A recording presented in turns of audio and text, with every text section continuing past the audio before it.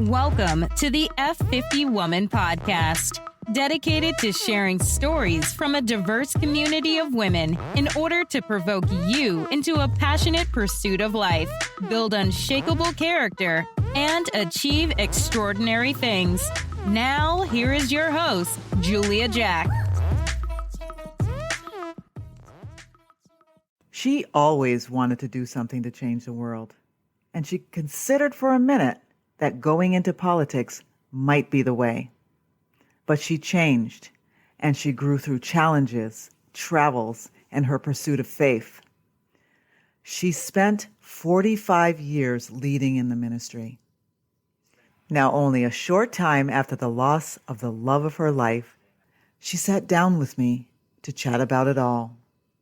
I am so grateful for her strength and her willingness to open her heart to all of us. Stay tuned for this chat with a woman who was over 60 and in pursuit of her PhD. Filled with grace and faith and wisdom, Jeanie Shaw is coming up next. Just another amazing F50 woman.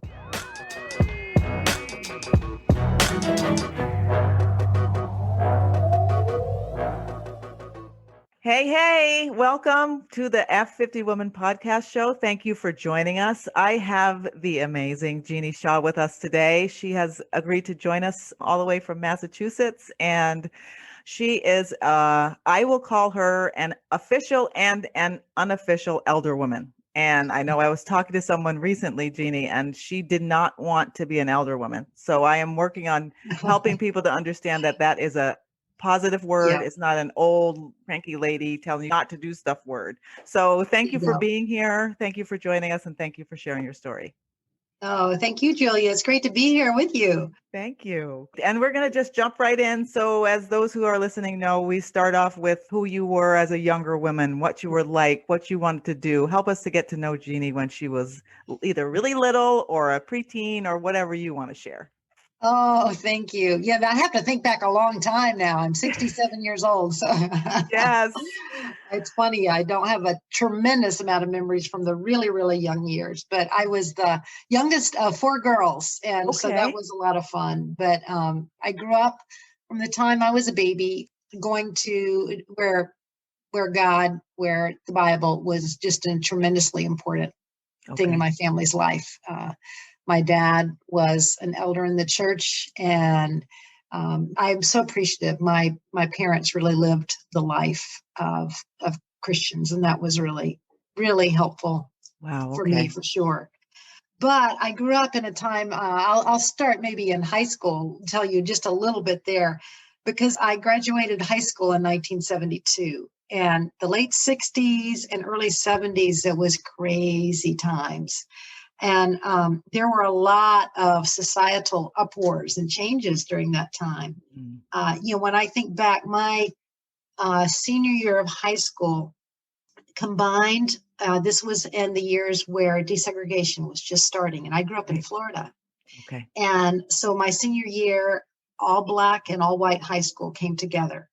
Wow. And there was very little preparation for any of the students. So it was a bit chaotic, and the National Guard spent a good bit of time at my high school, and it was kind of unsettling. But it was a time when, for me, I thought I want to do something to change the world. And so I didn't know what, but I thought maybe at the time, to change the world, to make it a better place, maybe I should go into politics. Well, I'm glad that didn't happen. But I was very intrigued by all of that, because I thought, there's got to be some leadership to make a difference. I remember going to Girls State and getting involved in, just kind of the political scene with that. And I became a Christian early as a teenager. And it became more and more evident. There wasn't really a teen ministry at the time, but I reached out to my friends. I remember having a Bible study with friends at my school. And, I came to realize that really the only way to change the world is from the inside out, for sure. And the only person that can change us from the inside out is Jesus. And, when I went to college, I was really involved in an active campus ministry, and it excited me. I thought then, I think I want to go into the ministry and, go on the mission field, change the world somehow. Wow. Because I remember thinking, I am alive for a reason, and a reason far beyond myself, a reason that, I want to please God and to do whatever my place in the world is to try to contribute. And I had growing up some pretty scary things happen in my life. Okay. I know some brushes with death anyhow. When I was, I think I was probably 10 or 11, I had a pretty horrific bicycle accident. Wow. I was saving the group, the Beatles, and of course, who doesn't? And Yes. I collected Beatle cards. I collected Beatle trading cards, and I was going down a hill on my bicycle really fast, and my cards started flying out of my basket. So I turned around to try to save my Beatle cards and hit something, but somebody found me later that afternoon, unconscious on the side of the road. And then when I was a high school senior, I was struck by lightning and knocked unconscious then. And then when I was just starting college, I was at home and I woke up to a man that had broken into the house with a knife in my back, intending all kinds of harm. And that was really scary. There were a lot of scary times, but that is truly, if I had time to go into that, that's a God amazes me story. I came out an hour later unscathed, unharmed. Wow. Truly, I felt God's presence with me. Wow. But, so I felt like, okay, there's a lot of times I'm not supposed to be here, and I am. So I want to contribute, I want to do God's will for my life. Now, I will say that's only a few of the crazy things that have happened. Okay. Somebody once told me, you should write these things up in a book. And so I did. I thought, okay, I'll try writing. And Sheila Jones, who was an editor at the time, she really encouraged me and helped me through my first book, My Morning Cup. And in that, I relate a lot of those life experience lessons I learned from or about God or about myself and how I relate to God and God relates to me. So that was kind of the start of something else that I had done some as a kid, but I've come to really love writing. And in fact, I was going through, I'm getting ready to put my house on the market, but I was going through a lot of different things, and I found these old books of poetry that I'd written as a kid that my mom had saved. Yeah. My first poem that I remember, I made them in my own little binder books. They were very deep. One of them I can remember. It said, as I was sitting upon the throne in a fantasy world all alone, my glee vanished like a vapor when I saw there was no toilet paper. Oh, I love it. Very deep, right? And while I know I wanted to change the world and live for God, I also am not naive to think I was also a self-absorbed teenager doing teenager things, Yes, normal, right. Yeah, those still trying to change and grow. And, again, in college, I really got a passion for serving God and the ministry. And I saw a number of my friends and dorm mates become Christians, honestly, in spite of me. And then it was fun. I actually met my husband through a guy I'd started dating when I was a senior in high school, and he was in college, and he was a brand new Christian. And I met Wyndham, my husband, through him. They were dorm mates. And he and we started take on our dates. We would take Wyndham out with us some because his girlfriend lived out of state. And, long story short, Wyndham became a Christian. My boyfriend and I broke up. So did he and his girlfriend. And then Wyndham and I became best friends. And then somehow, poof, feelings grew and changed. Now, I could tell you some really funny stories about our early dating life. There were some really, really funny ones. Yeah. My first our date with him he was a resident advisor in the dorm. And so it was Christmas time. And he said, the RAs are having a Christmas party, and I could ask somebody, and you're the only one I could think of that had a car. Oh my goodness. So that wasn't the romantic start, but Right, to the romantic start to it all, yeah. yeah, that's right. That's So that was okay, it had to start somewhere. had to start somewhere, and he was just always so honest and real. That's one thing I love about him so much. Yeah, So that's wonderful. yeah, so those So are my early years. so I know that you and I go to sister churches, so we're Mhm. part of the same type of church. Were your parents a part of the same church when you were younger? Yes, they Okay. were part of the Church of Christ. That, in fact, my mom's dad was an elder in the church, and then he became a Christian as a teenager. His mom was a Christian, his dad not. But when they married, they were very near the campus of the University of Florida, and it was really on his heart to start something near the campus. Okay. And so, though he worked for the university, he wasn't a full-time minister or anything. He started a church there, 14th Street Church of Christ, that later became the Crossroads Church of Christ, where a lot of people I know around my age were converted and went into the ministry from there as Right. well, a number of them there. So, Yeah. yes, I had a real advantage of being taught about God from an early age. Yes. And then Yeah. it's not just being taught, which what I heard you say earlier is that your parents really lived what they were preaching. And I know oftentimes I think as a mother, sometimes I didn't do that so well. And maybe that was some of the harm. They say, well, mom, you're saying this, but mom, you're doing that. And it doesn't really quite match. And so they don't follow you because they really watch. Young people really watch Yeah, not only yeah, what you say, but mostly who you are.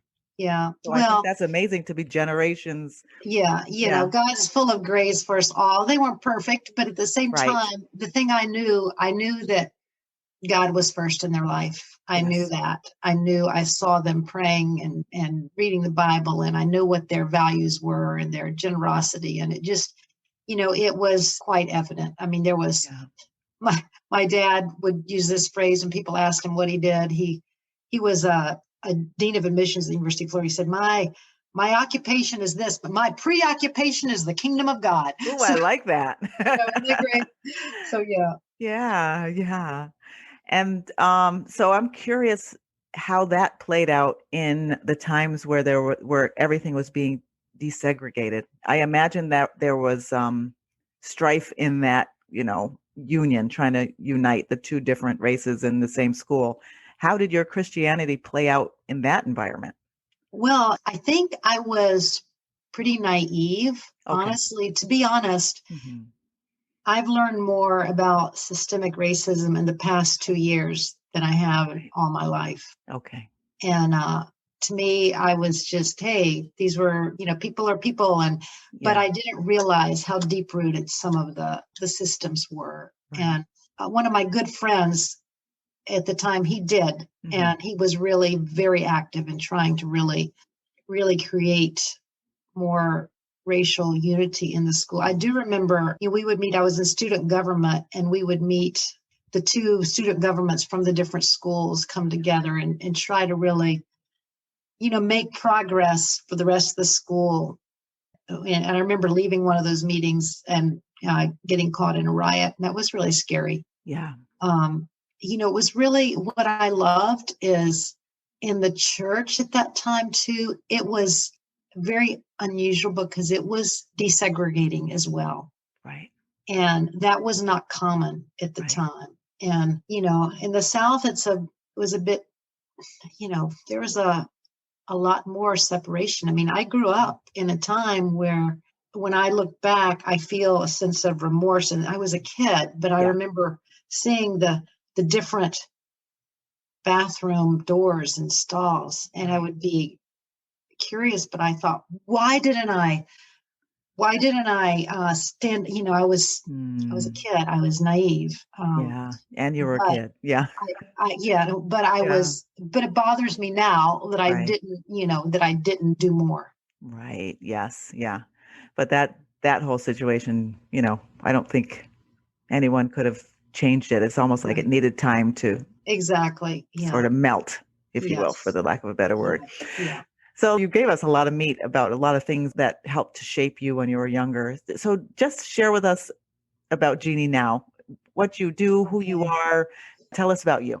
Well, I've been in the ministry for over 46 years now, I think. Nice. Different aspects of that. Some in campus ministry. For 8 years, we worked with Hope Worldwide, a benevolent organization, and did a lot in Eastern Europe, especially working with orphanages. Mhm. Certainly that changed me. Also resulted in a new son. We adopted a boy who was 12 at the time from Romania. Okay. But I'm in a transitional stage right now. I think I I feel like I've grown more in the past 5 or 6 years, perhaps, than in all my life. Every part of life grows you when you're turning to God. But Yeah. I mentioned my husband a year and a half ago. I lost him to a horrible disease, and Yeah. it's called multiple system atrophy, but they call it like a combination of ALS and Parkinson's. It's horrible. Basically, you're trapped in your body.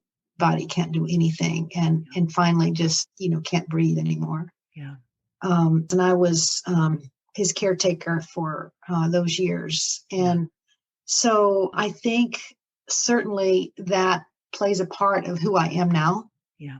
Um, I think I see now what's really important in life and the Right. importance of living each day, Yeah. to the full, Yeah. and really realizing that this world is not my home. Okay. If I live to be in my 90s, it's a blip on the screen. It's a Yeah. short life. It It really really is. is. Yeah. But I think we go through transitions all the time. And I think that's why I say I'm in transition, but it's not like uh, I'm, I know God is with me Yeah. and I'm with him. So it's a new chapter. So I'm writing new chapters. I mentioned I'm 67. I'm preparing to retire very soon Okay. from ministry, by the end of the year. My house is going on the market in a few weeks. Mhm. I've lived here for 30 years, Wow. Okay. and that's a big That's a transition. big one. That's a Yes. big one. Again, I'll not be working full time soon. At least I won't be getting a paycheck for it. Okay. I'll still be working and serving. Yeah. Then in September, I began my doctorate. Nice. I don't know, maybe it was crazy, but I'm so grateful I did. When I was about 3 years ago now, I decided I'd always wanted to go back to school, and I was very interested in spiritual formation.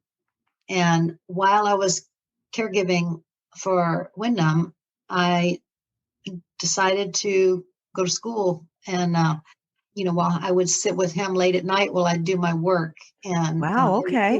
was online, and Okay. a great program. I loved it, and I graduated a year ago. And then Congratulations. thank you. And then I thought, you know what? I think because I'm retired, I'd love someday to do some teaching in this area, some adjunct teaching. Okay. I don't know what all that's going to look like, but I wasn't done learning. And so I decided to apply for a doctorate program. And I was fortunate to get a good scholarship with it. And I began in the last week of August. So Okay. there's a lot of transitions happening. And, I think now I'm older. Hopefully I'm wiser. Yes. I'm been through some suffering and sorrow. Yeah. There's a time, I think we go through these times in our life. There's times where there's intense sorrow. There was a period of time where, and within a few years, we lost both of our parents. When I lost Yeah. his brother, I lost my niece. A lot of hard things happening, Yeah. and but nothing was like losing him. Oh, I know. So yeah. So Yeah. anyway, that's a little bit who I am now, what Okay. I'm doing. And in my dissertation is going to be in the something about transitions. I'm not sure how it's going to be narrowed down. So I just thought, hey, why not just throw it all out there? Well, I'm transitioning life, just do it all. Yes.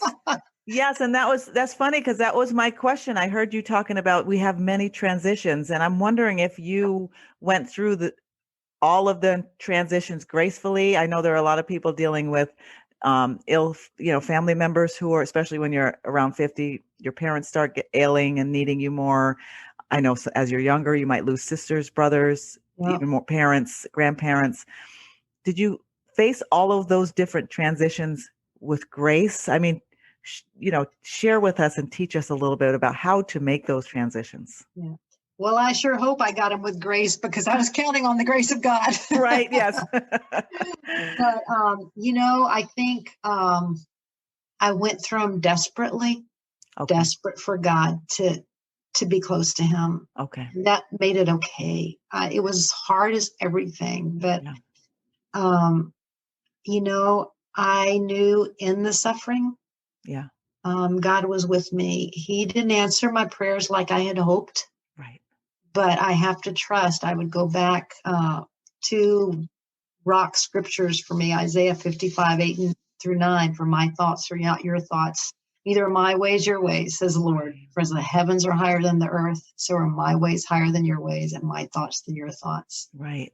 And then in 1 John 4:16, I think it is, for I know and rely on the love of God that God has for me, for God is love. And, Yeah. I think there were many times each day I just said, God, I'm just relying on your love. Yeah. And I know I don't understand everything, and I can't. And I would wake up in the morning just making sure, I would say, I would quote from Lamentations, that your mercies are new every morning. Great is your faithfulness. Yes. The Lord is my portion and my strength. Therefore, I will hope in him. Yeah. And I think, it's kind of like, where else could I go Yeah. but to God? Yeah. There's an old hymn I used to sing called Hold to his hand. Life is filled with swift transition. Yeah. Not of earth unmoved can stand. Build your hope on things eternal. Hold to God's unchanging hand. Yeah. And so that's what I try. I'm holding on tight to his hand through the transitions, and I know that he's holding on tight to me. And that's a solid rock. That feels really good. So Yeah. I think anyone that goes through these transitions with God, you're going to be okay. Okay. For those who don't know this God thing, this Yeah. invisible force, how do you actually grab onto this thing that's this God? And if I don't know God, and if I'm not a Christian, or I'm not a praying person, and it's all new, what does that mean? What is that? How do I do that? Yeah. Well, I think we've got to really do some reflection and meditation. I mean, I'm looking out my window now, and there's birds flying around. There's a beautiful lilac bush there. I think some of just, I was thinking about this morning when I was in the shower. There was this daddy long legs, and I was going through this dilemma of, oh my goodness, this daddy long legs is a nice spider. He's going to drown. I don't want to kill it, but I don't want it in my shower with me. Right. But I started thinking about the intricacy of nature. Yeah. I mean, the way the sun knows to rise and set each day. Yeah. I don't have control over anything, really. I mean, I don't have control over whether I'll take another breath in 10 seconds. Absolutely. And I think that is what we've got to look at. What do we have control over? There's something bigger than us. I mean, this stuff just doesn't fall into place as a creator. Where does love even come from? Some of this is just philosophical questions you have to grapple with. And then, what is the purpose of life? What happens when I die? And that's right. The promises of eternal life, but an actual God in the flesh, Jesus, who, oh my goodness, coming to know his character more and more, his love, what he did, is just astounding. Mm-hmm. And I think the more I have studied the Bible too, I think that's a big part of it. I'm amazed at the way the Bible is put together. And I think as I read more, I've been studying a lot in the Old Testament, just some of even just the prophecies that come true with Jesus. But the way that the writers knew how to speak what God wanted to be understood in a time that was ancient Near East. It was different from our times, but how what we need to know about God we can find there. Okay. So those would be some just basic places to start. Start reading the Bible. Start, maybe something about Jesus in the book of John or Luke or something. And then reach out if you need some help and figure out what the heck that's talking about. Yeah. Absolutely. And I think make margins in your life. I mean, our life is so busy and so packed that we can just go on doing instead of really thinking about why we're here and what's the purpose of our life and the things that really are going to matter 100 years from now. Yes, yes. I love that quote that you just said. I'm going to quote that. You make margins in your life because we definitely do fill up all the spaces. Yes. And then when something like this hits you, if you hadn't done all that contemplation and acceptance that you're not in control of everything, you really get lost. It's very scary because you're thinking, what just happened to me?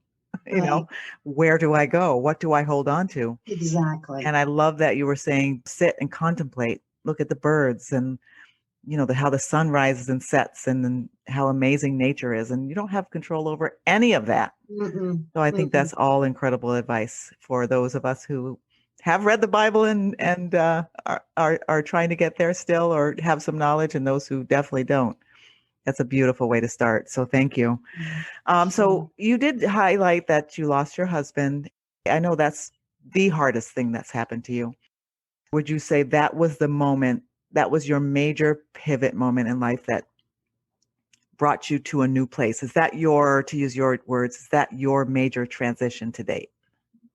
Or that brought you to this one that you're going through, at least? I would say yes, that was the major one. He had been healthy. The sickness for 5 years was another transitional one. Learning to be a caregiver, that's very life changing, and only others who are caregivers can really fully understand that. Yeah. But I think yes, there were other. Our church went through a very difficult time at the turn of the century. Right after that, and I think that was honestly, that was a time that I thought God can change things. He can do things, that we think, how can something ever change? How can this change? We have no idea how he's working. Yes. We have no idea. But yeah, I mean, I feel like every stage of life, I grow and I change, but certainly the biggest transition, absolutely, the death of my husband. Yeah.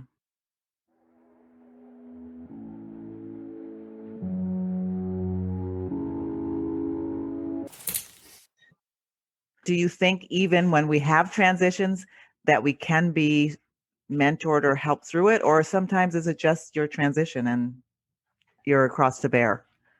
I think both. I think both. Truly, no one can give you peace that passes what makes sense, peace that passes understanding, the Bible talks about. Only God can do that. But Jesus, when he was hurting, when he was going to the cross, he wanted his closest friends with him. He cried when he was with Mary and Martha when they lost their brother, even though he was going to raise him. I think there were people who were just with me, And, that really helped. There's been a lot of mentors in my life in different arenas. And, I think one of the things that helps me a lot, though, is I look at most all friendships and relationships. In some ways, everybody's a mentor in some way. Yes. Because, we're all different. Even as you're talking about, you have different people, different stories. And that's one of the beauties of being together in a community of believers, everybody's needed. And I like to look at my friendships and even acquaintances as like a treasure chest, as individuals that are loved and uniquely gifted by God. And so I try to, again, it takes consideration, thinking and stopping and reflecting. Yes. The margins to do that, but to really appreciate and learn from everybody I know. That's why I think, okay, everybody's a mentor in some way. Yeah. Learning is a huge thing for me. I love to learn, and I love to learn from people. I love to learn from facts, things I read. I love to learn from life experiences. I love to learn from others' experiences, and I want to always be a learner till the day I die. Yes. Yeah. I'm with you on that one for Yeah, sure. And yeah, I have learned in the last year and a half that I learn a lot, even from those who I don't agree with. And, exactly. and not in I now have a rebuttal to why I disagree with you, but really seeing the wisdom in things that I might not have agreed with at one point. So Yeah. I agree with you. Yeah. And sometimes it's those that we can learn the most from. It's kind of interesting. I have Yes. 4 adult children and 8 grandkids. My oldest granddaughter is graduating from high school this year. I can't believe it. Oh my goodness. Yeah. But my youngest son, again, he was 12. He grew up in an orphanage. Right. He and I could not think more differently, and yet I've had to learn that life makes sense to him in a different way. Yeah. And I've probably learned it's I'm not going to lie, it's not been always easy. Right. And I've probably learned more from him and my responses to him and that whole situation than a lot of other things in my life. Yeah. And I learned, how differently people view life through their own backgrounds. Mm-hmm. And what makes sense to them may not make any sense to me. And it may Yes. be, how in the world can you think that way? But when I think through and I learn their background, I say, Yes. okay, I get it. That makes sense. Still think it's crazy, but Yeah, it makes sense though. but it Yeah. makes sense to Yeah. you. And that helps me learn and be more patient. Yeah. And to realize, okay, I have my own windows I view life from my own upbringing that are different, and I'm sure can drive him crazy sometimes. Why do you think like this? Why is it important to you to have, to put things back where they belong? That's so, why? Yeah. You did share with us a little bit about your PhD and going to be an adjunct professor. So is that all that's next for you, or what else? We know that you're thinking about moving. Yeah. Well, I can share more about that later, but Yeah. I'm Okay. not quite ready to share all about that yet. But Okay. yeah, That's up and coming. We'll stay tuned. It's up and coming. But Yeah. I think part of the joy, adventure, faith in this is I'm not sure what all is ahead, and but I just know I want to please God. I know I want to be useful, Okay. and so I'm just going to be open to that. And, I love teaching and I love training, and I want to train more women to teach the field of spiritual formation. That's something I'm really, I want to help people on their journeys grow closer to God from the inside out, and to, that it's real and lasting. And I want to keep writing. I've got a lot. I mentioned my first book, and I thought after that was done, I thought that was hard. That's it. That's my last book, and I just published my 15th book, and I was going to say you've done many, many more. Yeah. and I've still got more that are coming that I want to work on. So I think writing is I pray. Well, I pray a lot about that, but I hope that there's a lot of that in the future as and well. Does it get easier? Each book, does it get easier to formulate and write and get it published? Is the process easier? Mechanics, yes. I try to learn from the edits I get, and just this is a better way to organize it. This is a better way to express it. This is a way to get rid of all those passive sentences, make them active. The last 3 books I wrote, the topics, they were emotionally exhausting. So I wrote one about the view from Paul's window, Paul's teachings on women, and that was the result of 3 years of study, and it was hard. It was diving deep, yet I learned so much in writing it. And then I wrote one just on things I'd learned from Wyndham and learned about life, called Wednesdays with Wyndham. Yeah. Practical wisdom for everyday life, or something like that. Yes. And then the last one was The Sacred Journey, which you contributed a wonderful chapter in. And that was an anthology just about people's caregiving stories. Yeah. And just written to encourage and help and cover some areas that other caregivers face or will face, because more and more people will become caregivers. So yeah, that's what I loved about it. I hope those who are in that or beginning that journey of caregiving read it, because that's a journey you can't, like you said, you can't prepare for that.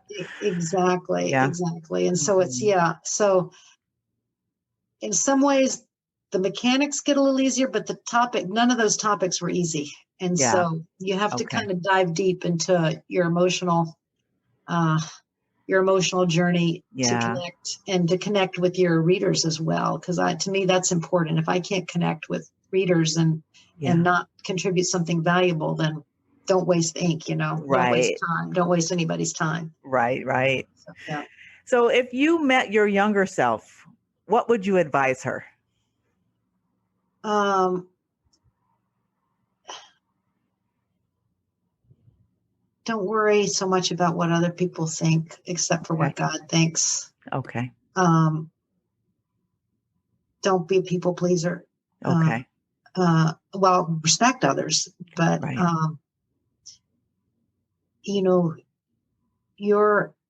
God created you enough. That's a good one. And as you're meant to be, not that we're not, once we encounter him and his holiness, we want to please him and become more like him, be transformed more into his image. But, and I would just say, keep learning and keep growing. Okay. And don't get caught up in the things that aren't going to matter 100 years from now. Again, we talked about that earlier. We leave very little margins in our life, and they're fewer and fewer as life is busy. At any age, work can take over life. Kids' sports can take over life. Yes, it can. And then, we're left with what even is life all about? And can we really love God and love people and know our neighbors and know and enjoy the beautiful creation that God has made? Don't miss it all. Yeah. Don't miss it. Don't leave more margins to relate, to enjoy, to really hear people, to listen to people. Be quick to listen, slow to speak. Yeah. Don't miss it, everyone. Don't miss it. Being busy and filling in the margins. I love that quote so much.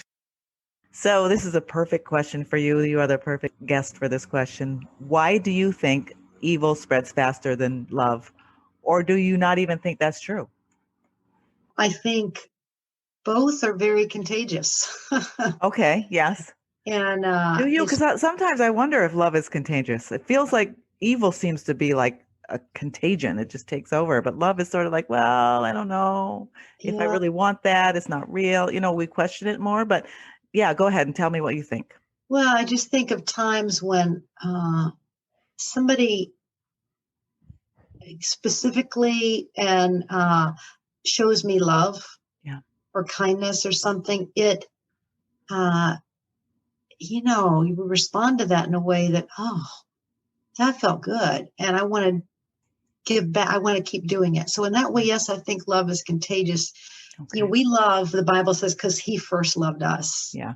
We see him love, and that makes us want to love. So I think that it's more powerful. Certainly, evil is what happens and it spreads quickly when we fill up those margins with everything but God. Right. And, I think the simple reason it spreads so quickly is that we're not looking closely enough at God and what pleases him, and his holiness is striving to be holy, and being in God is love. So being more loving, There's a scripture in Romans 12:21 that says, don't, and I love this. I've used this so much in my life. It says, don't be overcome with evil, but Yes. overcome evil with good. Yes. And I think either one can overcome you, but it's like that old parable of a wolf that was mean and evil and hurting people, and the one that was kind, and which one is gonna win? And the person giving that parable said, well, it's the one you feed the most. Yes. And so, if we feed our selfish selves, and we don't put God, and don't put learning to love more like him, and Yes. expressing his love more, Yeah. evil, whether it's in the form of our anger, lust, lack of forgiveness, evil is more than just murder and war. Evil is anything that really is contrary to what God has planned for our life. And it comes from a lack of love. Yeah.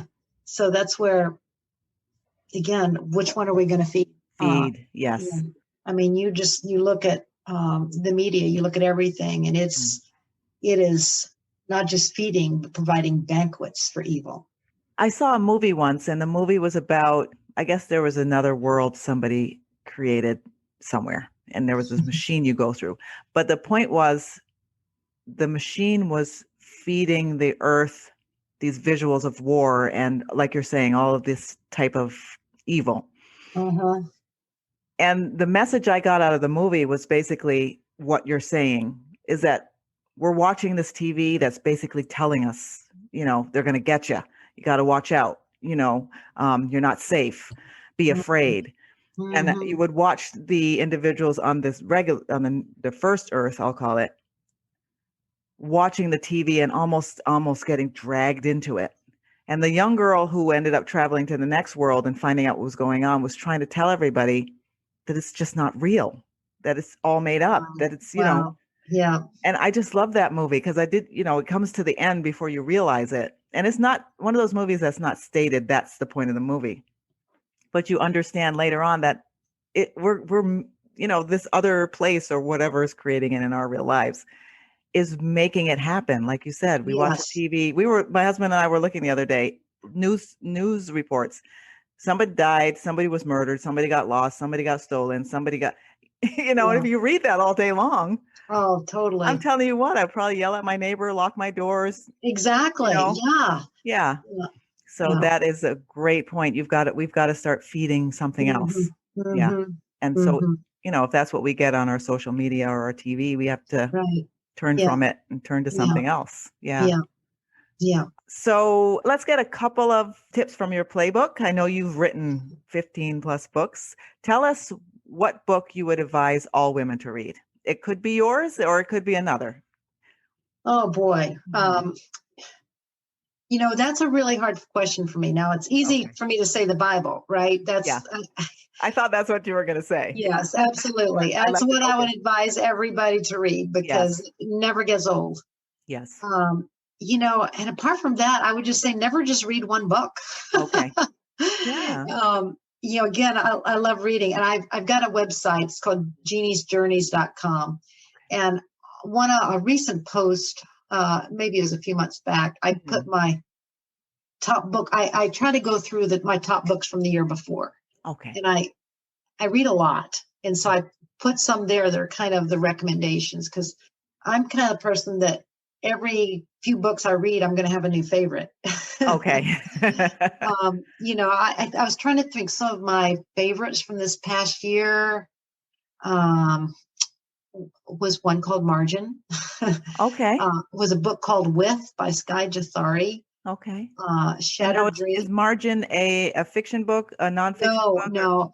No, I don't read a lot of nonfiction to be. Okay. I mean, I don't read a lot of fiction. Fiction. Okay. Yeah. I pretty much read nonfiction. Okay. And then just the way I am, if it's a novel, it's going to be a historical novel where I'm learning something. Right. Yeah. I'm a lot like you. I like that similarly. Yeah.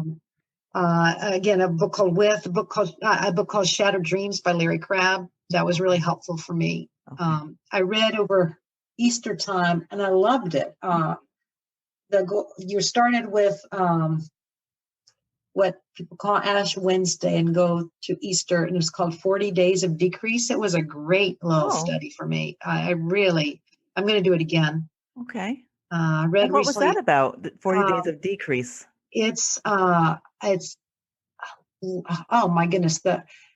Every day you kind of go through Jesus' last days of earth. And every day gives you a certain fast to do. And it's not a food fast. But it's an intentional think about this and decrease self more to get more awareness of God. Oh, I like that. So yeah, it was really good. I found that very helpful. The Epic of Eden, and that's about the Christian entry into the Old Testament. I love learning more about how the Bible applies from learning about ancient Near Eastern history. And oh my goodness, I got books. Lots. Well, we're going to have to check your website out so we can stay tuned with the newest ones and see some of the history. And I would say I would love for everybody to read Wednesdays with Wyndham, Godly Wisdom for Everyday Life. It's not just a book about a person. It's a book about life and about life's wisdom. Yeah. And it's a devotional type of book. And I think that a reader would get a lot out of it. Okay. One of my friends and a favorite author, Gordon Ferguson, he told me this is on the back, and he said it's the best devotional book he's ever read. That meant a ton to me. Wow. And, yes. So I would just share that. It's available on Amazon. Okay. Wednesdays with Wyndham. Wednesdays with Wisdom. Wyndham. Don't miss that one. Okay. Good. Good. Had a question that popped up as you were talking about the books you read, and now I forgot what it was. Oh my goodness. That's all right. Yeah. Okay. Well, it's gone.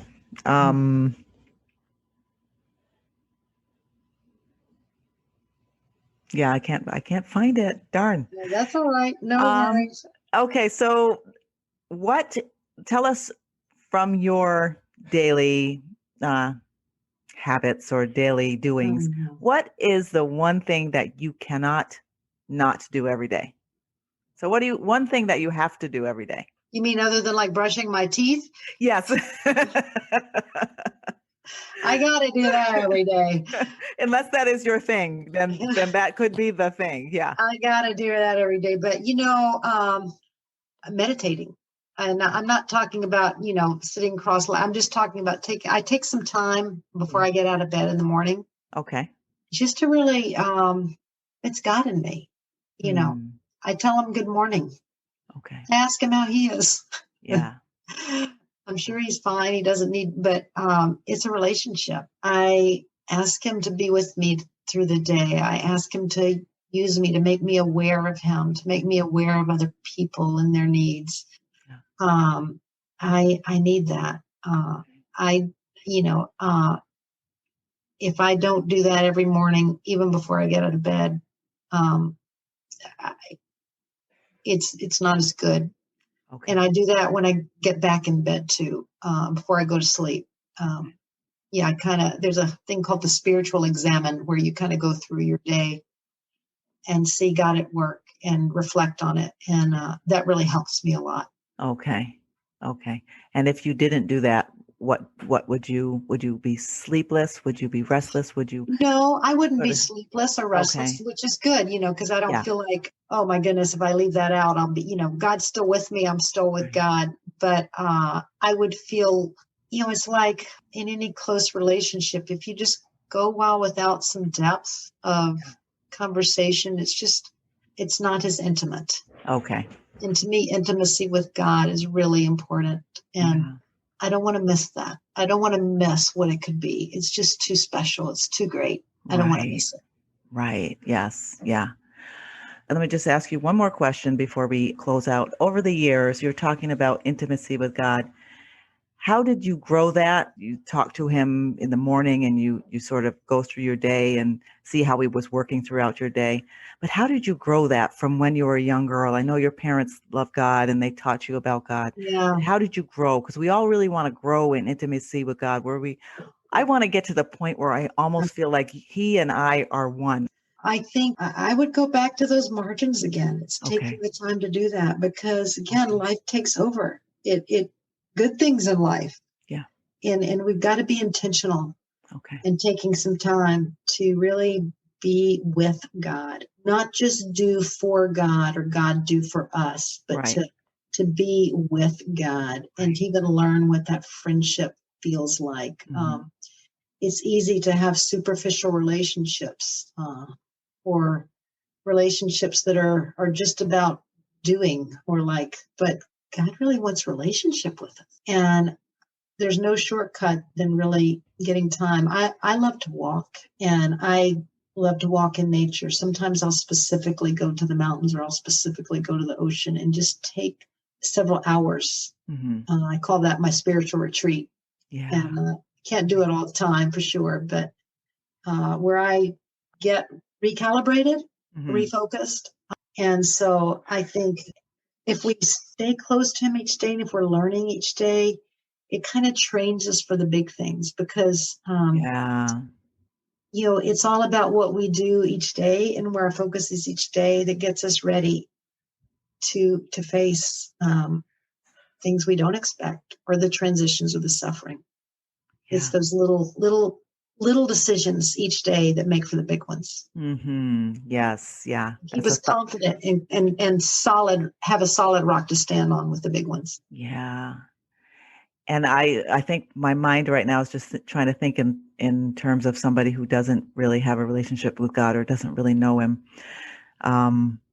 It's just like helping something that seems invisible and unreal come to life in ways that you just can't explain it in human terms or in a linear way or physical way. It's nothing you can grab. You can't go to CVS and buy one.